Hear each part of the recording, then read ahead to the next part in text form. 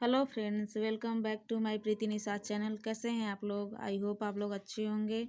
मैं प्रश्नावली 2.2 का 10 तक क्वेश्चन करवा दी थी। आज हमारा 11वां क्वेश्चन है। ये आप लोग देख सकते हैं यहाँ से। ये हमारा 11वां क्वेश्चन है और एक चर वाले रैखिक समीकरण मैंने चैप्टर का नाम डलवा रखा था। तो देखिए आज 11वां क्वेश्चन देखिए। आज वाइचुंग के पिताजी उसके दादाजी से 26 वर्ष छोटे हैं। मतलब वाइचुंग के पिताजी उसके दादाजी से 26 वर्ष छोटे हैं और उससे 29 वर्ष बड़े हैं। यदि उन तीनों की आयु का योग 135 वर्ष है तो उनकी आयु अलग अलग ज्ञात कीजिए। तो देखिए, हमने वाइचुंग मतलब कोई एक लड़का है, उसकी आयु पहले मान लीजिए कि यक्स है। मतलब मेरी आयु नहीं पता है, तभी ना, अगर मेरी आयु पता रहेगी तभी ना मेरे पिता की आयु पता रहेगी, फिर मेरे दादाजी की आयु पता रहेगी। तो अगर जब वाइचुंग की आयु नहीं पता है तो हम कैसे पता कर सकते हैं कि पिताजी की आयु कितनी थी और दादाजी की आयु कितनी थी? ये तो बस 26 वर्ष छोटा दे रखा है और ये 29 वर्ष बड़ा दे रखा है, तो हम लोग नहीं मान सकते हैं इस तरीके से। तो हम वाइचुंग के पिताजी उसके दादाजी से 26 वर्ष छोटे हैं। तो देखिए, माना, यहाँ से लिखिए, माना वाइचुंग की आयु कितनी है? x वर्ष है। तो देखिए, वाइचुंग की आयु x वर्ष है तो पिताजी की आयु कितनी? वाइचुंग के पिताजी की आयु कितनी होगी?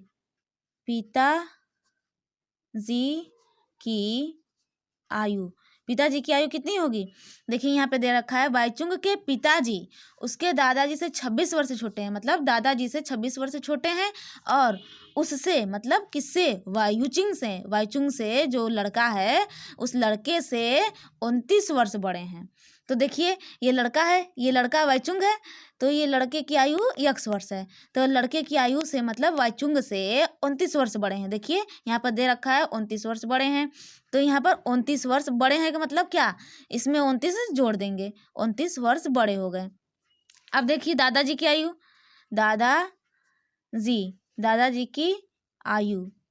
दादाजी की आयु कितनी होगी?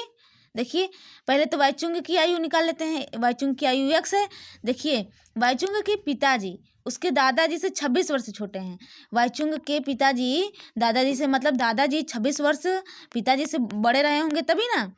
26 वर्ष दादाजी बड़े रहे होंगे तभी ना पिताजी 26 वर्ष छोटे हैं। इनसे मान लीजिए 26 वर्ष छोटे हैं। यहाँ पे हम मान लेते हैं ये 26 वर्ष छोटे हैं। कौन? पिताजी दादाजी से 26 वर्ष छोटे हैं। तो हम यहाँ पे माइनस कर सकते हैं यहाँ पे, लेकिन हम यहाँ पे मान सकते हैं कि वाइचुंग के दादाजी इनसे 26 वर्ष बड़े हैं। किससे? पिताजी से। किसके? वाइचुंग के पिताजी से 26 वर्ष बड़े हैं। मतलब 26 वर्ष ये बड़े होंगे तभी ना ये छोटे होंगे पिताजी, क्योंकि हमारे दादाजी तो हमसे भी बड़े होंगे। तो उनके जो क्या होंगे, पुत्र होंगे, उनसे छोटे होंगे। तो ये 26 वर्ष इनसे छोटे हैं। तो वही बोल रखा है यहाँ पे, पिताजी उनके दादाजी से 26 वर्ष छोटे हैं। तो दादाजी से, ये जो पिताजी हैं दादाजी से 26 वर्ष छोटे हैं। तो ये 26 वर्ष छोटे हैं तो मतलब दादाजी 26 वर्ष बड़े रहे होंगे तभी ना छोटे रहे होंगे। ये हो गया यहाँ पर इसका, किसका? पिताजी की, किसके? दादाजी की आयु 26 वर्ष बड़ी हो जाएगी। पिताजी की आयु तो x + 29 थी और 26 वर्ष बड़े रहे होंगे तो 26 वर्ष ऐड कर दिए यहाँ पे। फिर देखिए, अब देखिए, यदि इन तीनों की आयु का योग 135 वर्ष है, इन तीनों की आयु का योग कितना है? 135 वर्ष है। तो देखिए, इन तीनों का अकॉर्डिंग टू क्वेश्चन मतलब प्रश्नानुसार। तो प्रश्नानुसार क्या हो जाएगा? इन तीनों की आयु क्या योग कर देंगे? x। वाइचुंग की आयु कितनी है? x है और पिताजी की आयु x + 29 है और दादाजी की आयु x + 29 + 26 बराबर में कितना? 135 वर्ष। 135 वर्ष लिख लिए। फिर देखिए, अब क्या करते हैं, इसको ऐड कर देते हैं। x 3x हो जाएगा। ये हो जाएगा 9 दूनी 18, 18 दू 20, 20 4 24, 24 के 4 हाथ में लगा 2। अब ये देखिए, 2 2 4 2 6, 6 2 8। यहाँ पे देखिए, अब यहाँ पे 135 दिया है तो ये हो गया 3x। अब देखिए, ये प्लस में है, इधर जाएगा तो माइनस में हो जाएगा। ये हो गया 84। ये देखिए 5 में से 4 गया 1 हो जाएगा। अब यहाँ बचा 13, 13 में से 8 गया 5। देखिए 8 4 12, 12 1 13, 51 हो गया। अब ये देखिए 3x, ये गुणे में है तो ये हो जाएगा भागे में, 51 बटे में 3। 3 ये देखिए 3 से कटेगा, 3 के 3, 3 एक कम 3 हो जाएगा, बचेगा 2, 3 7 21। x बराबर कितना निकल के आ गया? 17 वर्ष। 17 वर्ष किसका? 17 वर्ष निकल के आ गया किसका? वाईचुंग की आयु। तो यहाँ पे वाईचुंग की आयु, वाईचुंग की आयु कितनी है? x वर्ष है, तो x वर्ष 17 वर्ष वाईचुंग की आयु हो गई। पिताजी की आयु कितनी थी? x प्लस 29 वर्ष। तो पिताजी की आयु यहाँ पे से पिताजी की आयु कितनी हो जाएगी? x plus 29। तो मतलब x का मान कितना था? 17 निकाले थे और 29 हम इसमें जोड़ लिए, तो कितना हो जाएगा? 9 1 10 16, 2 1 3, 3 1 4 हो जाएगा। 46 वर्ष पिताजी हैं। और देखिए दादाजी कितने हो जाएंगे? दादाजी कितने हो जाएंगे? x प्लस 29 प्लस कितने थे? 26 वर्ष बड़े थे। तो देखिए x का मान से कितना हो जाएगा? 17 और 29 और 26, इसको जोड़ रखिए, तो जोड़ दीजिए, इसको क्या हो जाएगा? 9 1 10 6 16, 16 और 6, 16 4 20, अब 20 2 22 के 2 हाथ में लगा 2, 2 2 4, 4 1 5, 5 2 7। 72 वर्ष के इसके दादाजी हैं। 72 वर्ष के दादाजी हो गए, पिताजी 46 वर्ष के हो गए और वाईचुंग कितने होंगे? 17 वर्ष के हो गए। यही हमारा पूछा था, ये हमारा आंसर हो जाएगा। फिर देखिए हमारा क्या 12वां क्वेश्चन दिया है कि 15 वर्ष बाद रवि की आयु, 15 वर्ष बाद रवि की आयु उसकी वर्तमान आयु से 4 गुनी हो जाएगी। उसकी वर्तमान आयु से 4 गुनी हो जाएगी। रवि की वर्तमान आयु क्या है? तो हम रवि की वर्तमान आयु नहीं जानते हैं, तो रवि की वर्तमान आयु हम निकाल लेते हैं। तो हमने माना रवि की वर्तमान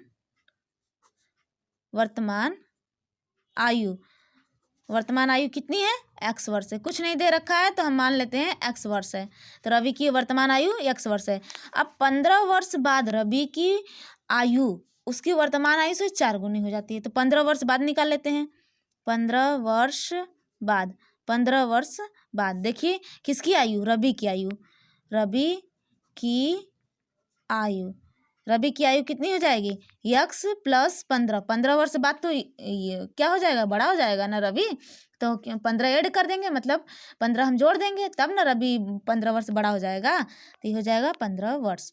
अब देखिए अकॉर्डिंग टू क्वेश्चन प्रश्नानुसार क्या बोल रहा है? 15 वर्ष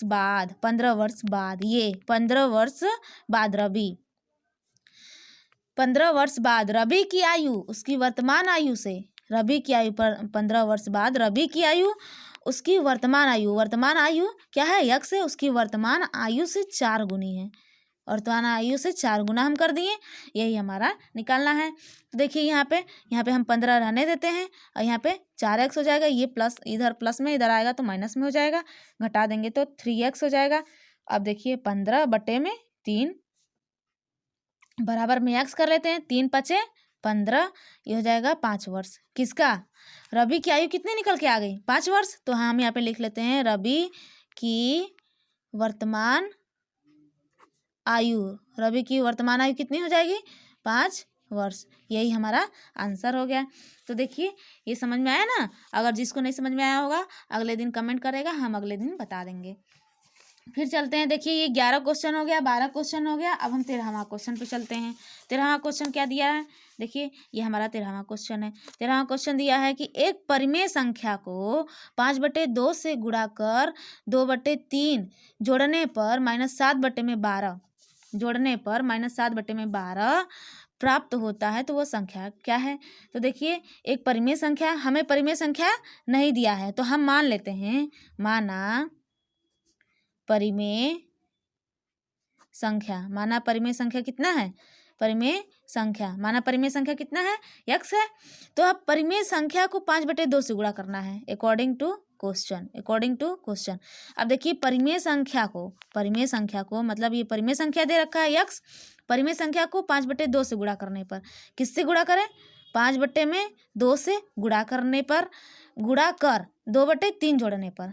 इससे जोड़ने के लिए बोल रहा है कि कौन सा संख्या 2/3 जोड़ने को बोल रहा है, तो 2/3 जोड़ दिए। जोड़ने पर प्राप्त क्या होता है? -7/12 प्राप्त होता है। -7/12 हमारा प्राप्त होता है। तो वो संख्या पूछा है। देखिए परिमेय संख्या नहीं दिया था तो हम मान लेते हैं परिमेय संख्या x है। तो इसी परिमेय संख्या को मतलब x को 5/2 में गुणा करने को बोला है। फिर गुणा करने पर 2/3 जोड़ने को बोला है, किसमें? परिमेय संख्या में। तो अब हमारा जो प्राप्त होता है क्या? -7/12 प्राप्त होता है।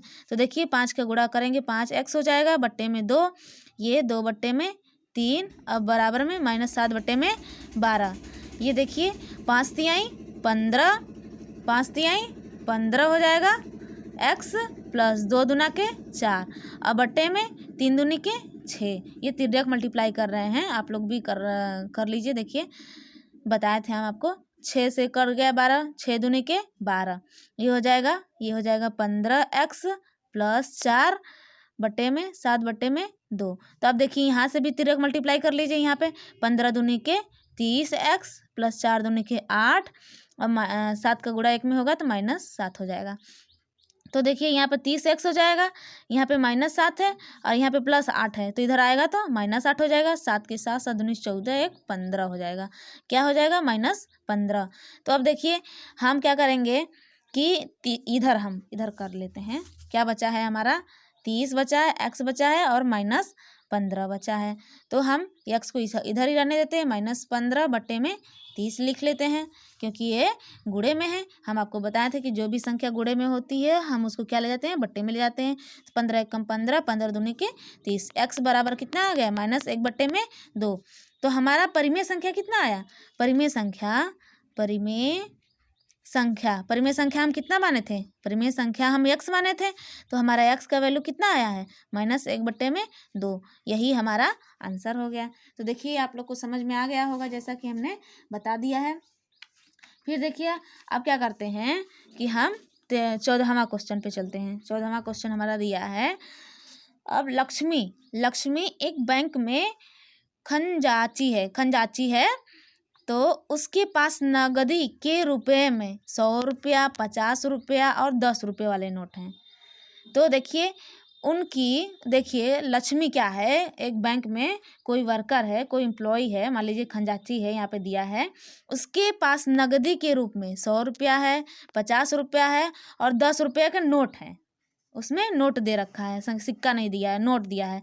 उनकी संख्याओं में क्रमशः अनुपात 2, 3, 5 का अनुपात है और उनका कुल मूल्य 4 लाख दिया है। इकाई, दहाई, सैकड़ा, हजार, 10,000, लाख, 4 लाख दिया है। उसके पास प्रत्येक प्रकार के कितने कितने नोट हैं? तो हमारे पास दिया है कितने कितने नोट हैं। देखिए 100, 50 और 10 के नोट क्रमशः कितने हैं?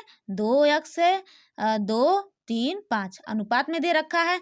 तो जो भी चीज़ हमारा अनुपात में दे रखता है तो हम उसको x मान के लगाते हैं। तो हमारा मान लेते हैं, माना 100 रुपये के नोट की संख्या, 100 रुपये की नोट की संख्या कितनी है? 2 है, ये हो जाएगा 2x मान लिए। 50 रुपये के नोट की संख्या, 50 रुपये के नोट की संख्या, 50 रुपये की नोट की संख्या कितनी हो जाएगी? यहाँ पे दिया है, देखिए यहाँ पे 3 दिया है, तो यहाँ पर हो जाएगा 3x। अब यहाँ पे 10 रुपये की नोट की संख्या कितनी हो जाएगी? 10 रुपये के नोट की संख्या, 10 रुपये की नोट की संख्या कितनी हो जाएगी? क्या कितना दे रखा है? 5 दिया है, तो हमारा हो जाएगा 5x। ये देखिए 100 रुपये की नोट की संख्या हमारी 2x हो जाएगी, 50 रुपये की नोट की संख्या 3x हो जाएगी और 10 रुपये की नोट की संख्या 5x हो जाएगी। लेकिन देखिए अगर हमसे पूछेगा कि 100 रुपये के कुल कितने नोट हैं, तो हमारा 100 का मल्टीप्लाई 2 में हो जाएगा। अगर 50 रुपये का कुल कितना नोट है तो हमारा 50 का मल्टीप्लाई 3x में हो जाएगा। और 10 रुपये के कुल कितने नोट हैं तो 10 का मल्टीप्लाई 5x में कर देंगे, तो हमारा कुल नोटों की संख्या निकल जाएगी। तो अब देखें यहाँ पे लिखते हैं 100 रुपये के कुल नोट 100 रुपये कुल कितने नोट हैं 2x गुणे 100 तो हमारा कितना हो जाएगा 200x हो जाएगा। अब फिर देखिए 50 रुपये के कुल नोट कितने हैं कुल नोट 50 रुपये के कुल कितने नोट हैं कितने हो जाएंगे ये 3x गुणे 50 तो हो जाएगा 5 तिहाई 15 ये 150x हो जाएगा। अब देखिए 10 रुपये के कुल नोट 10 रुपये के कुल नोट कितना हो जाएंगे कुल नोट ये हो जाएगा 5x गुणे में 10 5 दूनी के अरे 5 एक कम 5 ये हो जाएगा 50x हो जाएगा। तो देखिए हमारा कुल नोटों की संख्या निकल के आ गई है, लेकिन दिया है कि उनका कुल मूल्य, इसी कुल नोटों की संख्या का मूल्य कितना दिया है 4 लाख दे रखा है। तो हम यहाँ पे अकॉर्डिंग टू क्वेश्चन प्रश्नानुसार क्या करते हैं 200x plus 150x plus 50x लिख लेते हैं। इसकी संख्या कितनी दे रखी है 4 लाख तो यहाँ पे लिख देते हैं 4000000 ये हो गया हमारा 4 लाख। तब इसको ऐड कर लीजिए, ऐड करने पर कितना आ जाएगा ये हो जाएगा 0 0 ये हो जाएगा 0 5 5 10 के 0 हाथ में लगा 1 1 और यहाँ पे देखिए 3 3 1 4 400 हो जाएंगे। देखिए 200 और 200 200 400 हो जाएंगे ये हो जाएगा ये हमारा इतना हो जाएगा। तो ये देखिए 4 लाख हो गया। ये 00 है ये भी 00 कट जाएगा तो 4 से अगर हम काट देते हैं तो ये हो जाएगा 4000 हो जाएगा बट्टे में ये 4 हो जाएगा तो हो जाएगा 4 एक कम 4 ये हो जाएगा कितना हो जाएगा 1000 हमारा निकल के आ गया। तो x का मान कितना है 1000 है। लेकिन हमसे क्या पूछा है कि नोटों की संख्या, हमसे कुल नोटों की संख्या पूछता है तो हम 200x का मान निकाल लेते हैं, लेकिन हमसे नोटों की संख्या पूछा है। देखिए प्रत्येक प्रकार के कितने कितने नोट हैं तो हमारे प्रत्येक प्रकार के 100 रुपये के नोटों की संख्या कितनी है 2x है। तो यहाँ पे 2x का मान हम कितना निकाले हैं 1000 निकाले हैं ना, यहाँ पे 1000 लिख लीजिए तो कितना हो जाएगा ये 2000 हो जाएगा। आप देखिए 50 रुपये वाले नोट की संख्या कितनी हो जाएगी 50 रुपये के नोटों की संख्या 3 और गुणे में 1000 तो हो जाएगा 3000 हो जाएगा। अब देखिए 10 रुपये के नोटों की संख्या कितनी है 5x है तो मतलब 5x की जगह के क्या रखेंगे हम 1000 रखेंगे तो हो जाएगा 5000। तो ये देखिए पूरा हमारा निकल के आ गया। तो यही पूछा है हमसे, यही हमारा आंसर हो जाएगा। हम ऊपर ही कर दिए हैं और नीचे करते तो मान लीजिए यहाँ पे लिखना पड़ता है इसलिए हम ऊपर ही कर दिए हैं, आप लोग समझ लीजिएगा। चलिए हमारा 13वां क्वेश्चन हो गया और 14वां क्वेश्चन हो गया। अब चलते हैं अपने 15वां क्वेश्चन पे। 15वां क्वेश्चन हमारा ये है, देखिए हमारा 15वां क्वेश्चन मेरे पास 300 मूल्य के 1 रुपया 2 रुपया 5 रुपये के सिक्के हैं। मतलब हमारा सिक्के 1 रुपया 2 रुपया और 5 रुपये का सिक्का है। 2 रुपये वाले सिक्कों की संख्या 5 रुपये वाले सिक्कों की संख्या की तिगुनी है और सिक्कों की कुल संख्या 160 है। तो मेरे पास प्रत्येक प्रकार के कितने कितने सिक्के हैं। तो देखिए ये पूछा है तो हमसे देखिए यहाँ पे दिया है कुल संख्या, सिक्कों की कुल संख्या 160 है। 160 मतलब 1 रुपया का सिक्का हो रहा होगा, 2 रुपया का सिक्का और 5 रुपये का सिक्का रहा होगा तो हमारा कुल सिक्का 160 रहा होगा। और लेकिन हम उसको काउंट करते हैं, हम उसको जोड़ते हैं कि कितना हमारा रुपया है पूरा, तो हमारा कितना 300 रुपया था, पूरा 300 रुपया था। तो अब देखिए हम इसको क्या करते हैं कि 2 रुपये वाले सिक्कों की संख्या 5 रुपये वाले सिक्कों की संख्या की तिगुनी है। तो पहले हमें पता करना होगा कि 5 रुपये वाले सिक्कों की संख्या कितनी है, तभी ना हम बताएंगे कि 2 रुपये वाले सिक्कों की संख्या कितनी थी। तो यहाँ पर माना 5 रुपये वाले सिक्कों की संख्या, 5 रुपये वाले सिक्कों की संख्या कितनी हो जाएगी 1 रुपया। तो अब 2 रुपये वाले सिक्कों की संख्या, 2 रुपये वाले सिक्कों की संख्या, 2 रुपये वाले सिक्कों की संख्या कितनी है, बोला है 2 रुपये वाले सिक्कों की संख्या ₹5 वाले सिक्कों की संख्या की 3 गुनी है। ₹5 वाले सिक्कों की संख्या x है, ₹5 वाले सिक्कों की संख्या की 3 गुनी है, बोल दिया है। अब क्या बोला है कि हमारा ₹1 वाला सिक्कों की संख्या कैसे निकलेगी? हमारा तो कुल सिक्का 160 है, तो अब 160 में से हम ₹5 और ₹2 वाले सिक्कों की संख्या घटा देंगे तो हमारा ₹1 वाले सिक्कों की संख्या निकल जाएगी। तो देखिए अब क्या कर सकते हैं हम, ₹1 वाले सिक्कों की संख्या, ₹1 वाले सिक्कों की संख्या कितनी हो जाएगी हमारी? 160 है। 160 पूरा सिक्कों की संख्या 160 है। पूरा सिक्कों की संख्या में से यदि हम ₹5 वाले सिक्कों की संख्या और ₹2 वाले सिक्कों की संख्या घटा देंगे तो हमारा निकल जाएगा कितना? हमारा ₹1 वाले सिक्कों की संख्या निकल जाएगा। तो ये देखिए, इसको हम काउंट कर लिए। तो अब हम क्या करते हैं, अब हमारा ₹5 की कुल नोटों की संख्या निकालनी है। कुल सिक्कों की संख्या कितनी थी? कुल सिक्कों की संख्या ₹5 वाले, जैसे हम उस क्वेश्चन में किए हैं, ₹5 के कुल नोट या सिक्का, यहाँ पे मान लीजिए यहाँ पे सिक्का दिए थे, कुल सिक्का कितना है? यहाँ पे 5 है और यहाँ पे x है, तो 5 का मल्टीप्लाई x में कर लेंगे तो 5x हो जाएगा। अब ₹2 के कुल सिक्के कितने हैं? ₹2 के कुल सिक्के कितने हैं? ₹2 का कुल सिक्का कितना है? 3x है, तो हम 3x लिख दिए और 2 का मल्टीप्लाई कर देंगे तो हमारा कितना हो जाएगा? 3 दूनी के 6x हो जाएगा। अब देखिए हमारा ₹1 वाले सिक्कों की संख्या कितनी हो जाएगी? ₹1 के कुल सिक्के कितने हैं? कुल सिक्का ₹1 का कुल कितना सिक्का है? 160 माइनस 4x हो जाएगा। तो 160 माइनस 4x है, तो इसमें 1 का मल्टीप्लाई करेंगे तो हमारा कितना हो जाएगा? इतना ही संख्या हो जाएगा। तो हम यहाँ पे लिख सकते हैं 160 माइनस 4x। ये देखिए हमारा पूरा निकल के आ गया, कुल सिक्का निकल के आ गया। तो अब बोला है कि 1, 2 और 5 के सिक्कों की संख्या कितनी है? 160 है। 160 थी कुल संख्या, तो हम निकाल लिए अब। लेकिन हमारा इसको जोड़ने पर ₹1, ₹2 और ₹5 वाले सिक्कों की संख्या जब जोड़े तो हमारा कितना था मूल्य? हमारा पूरा जोड़ने पर आया ₹300 मूल्य आया। तो हम इसको जोड़ देंगे। किसको जोड़ देंगे? 5x, 6x और इसको कितना जोड़ेंगे? अकॉर्डिंग टू क्वेश्चन के अनुसार क्या हो जाएगा?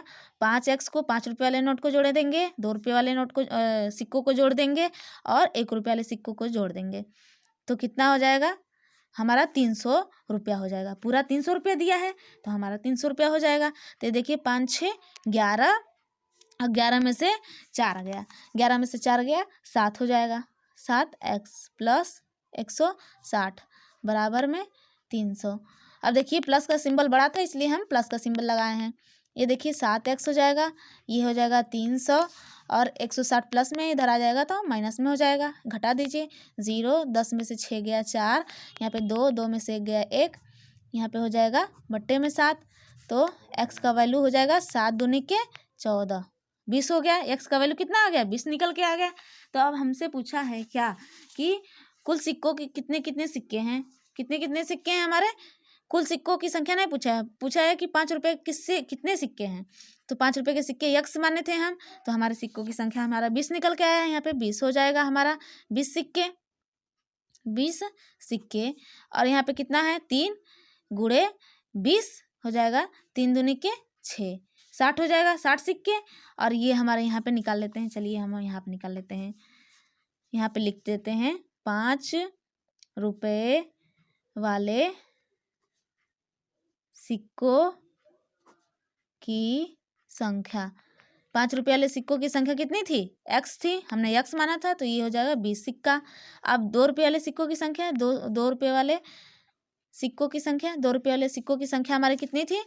3x थी, तो यहाँ पे हो जाएगा 3, x का मान कितना निकल के आया? 20, 3 दूनी के 6, 60 सिक्के हो गए। अब यहाँ पे ₹1 वाले सिक्कों की संख्या तो हो जाएगी 160 माइनस 4x था, तो ये देखिए 160 माइनस 4, x का मान कितना था? 20 निकल के आया है। तो ये देखिए 160 माइनस 4 दूनी के 8, ये 80 हो जाएगा। अब 160 में से 80 घटा देंगे तो क्या हो जाएगा? 80। ये देखिए हमारा सिक्का निकल के आ गया। तो सिक्का, ये भी हमारा सिक्का है और ये भी हमारा सिक्का है।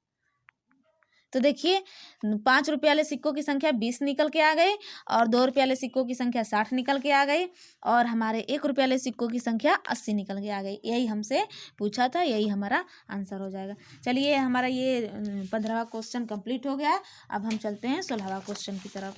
16वां क्वेश्चन हमारा देखिए, 16वां क्वेश्चन दिया है, एक निबंध प्रतियोगिता में आयोजकों ने तय किया कि प्रत्येक विजेता को। चलिए हम 16वां क्वेश्चन हम कल बता देंगे। आज के लिए बस इतना ही करते हैं। कल 15वां क्वेश्चन बताएंगे और चैप्टर 2.3 वाला स्टार्ट कर देंगे।